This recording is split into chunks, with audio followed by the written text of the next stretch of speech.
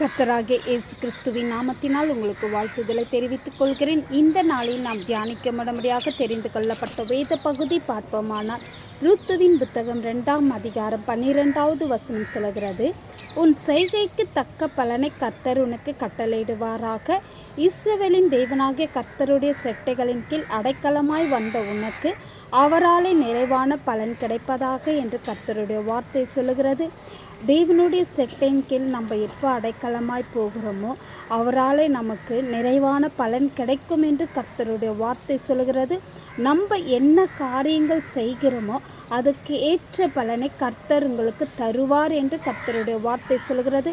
இந்த வார்த்தை விசுவாசித்து நாம் அதன்படி தேவனிடத்தில் விசுவாசமுள்ளவர்களாய் இருக்கும்போது கர்த்தர் அற்புதங்களையும் அடையாளங்களும் செய்ய வல்லமுள்ளவராய் இருக்கிறார். நிறைவான பலனை கர்த்தர் உங்களுக்கு நிச்சயமாய் தருவார். இயேசுவின் நாமத்தினால் வாழ்த்துகிறேன். ஆமேன்.